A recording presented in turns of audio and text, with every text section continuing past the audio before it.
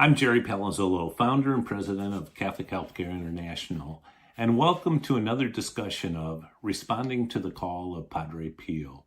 Each week I'll take a few minutes and share with you a reflection on our great patron saint, Padre Pio, the amazing Home for the Relief of Suffering hospital that he built over in Italy, and our collaboration to replicate that as a model of Catholic healthcare delivery, truly a beacon of light here in the United States.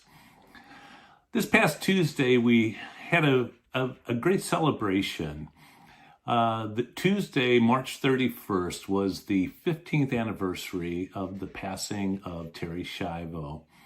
And we celebrated that first and most importantly with a mass led by one of our board members, Father Timothy Nelson, in his beautiful church, St. Mary Star of the Sea in Jackson, Michigan. And that was followed up by some personal comments and a message from Terri's mother and brother, Mary and Bobby Schindler, and also from our wonderful Episcopal advisor, Cardinal Raymond Burke. And then I closed up with a few closing comments. Those were some amazing messages, and I would encourage you to go to our YouTube page where all of those are posted and listen to them. Listen to Father Tim's homily. It was very, very beautiful. Father Tim made it very, very clear and went through suffering and how important that is as an aspect of our spiritual lives and something that the church has held in such high esteem throughout the centuries from its beginning. Because how did Jesus save the world? It was through suffering and his death. And it was unfortunate and it was evil, as was, frankly, what happened to Terri Schiavo. She was fine. She had a brain injury event. She was in a great degree, she had some issues to deal with, but she was not brain dead.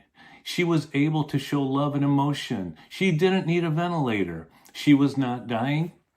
She was doing quite well. She was able to follow the direction of her doctors.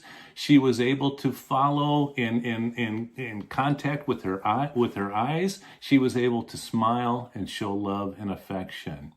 Her husband, unfortunately, did not want her to continue to live, and unfortunately, the courts supported him in that.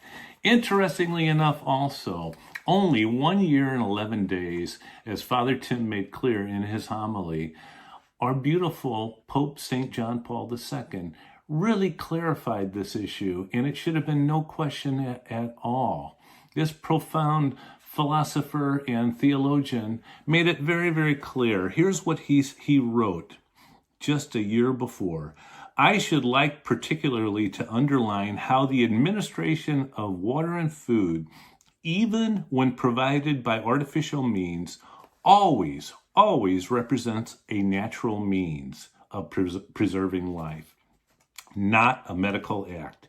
Its use, furthermore, should be considered in principle ordinary and proportionate. Ordinary. A feeding tube is ordinary. It is providing with the basic needs of life, food and nutrition and hydration. Never should have been pulled out in Terri's case. Terri was starved to death.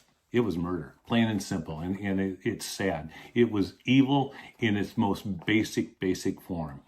So anyway, we live in very confusing times, and Terri now, being a martyr for the cause, is now our inspiration to move forward and care for these types of patients. We're very confused even nowadays, though. We're going through this coronavirus pandemic. I just read just today that in New York City, EMTs are being directed not to resuscitate cardiac patients if they are called to someone who's in cardiac arrest, to leave those patients with their families, frankly, just to perish, and to move on to patients who may be in need because they have coronavirus. That is just plain and simple wrong. That is evil, and we should not be at a point where we are choosing not to care for one over another. One life is more valuable than the other. We have got to get past this. This world needs, in the worst way, the Terri Schiavo Home for the Brain Injured, to be a safe haven where these patients that nobody wants to care for can come, they can be evaluated, they can be properly diagnosed, and they can be put on a care path and taken care of throughout that continuum of care services, ultimately, hopefully, to stabilize them and get them back into their homes where their loved ones are.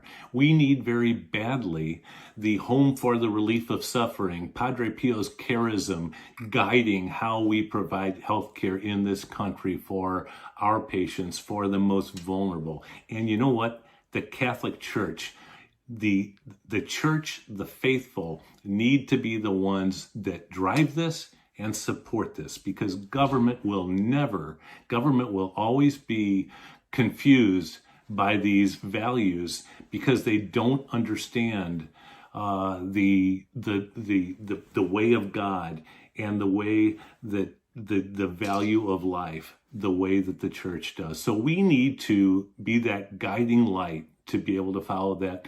We need your support. Go to our website, please. Join up our International Eucharistic Adoration program. Prayer is key and essential. It's what's going to get us through all of this. Provide us support if you are able. Take good care of yourself. Pray. You have a lot of time for reflection and prayer. Take advantage of it. If you can't get to church, don't worry about it. Do it in your home. God is everywhere.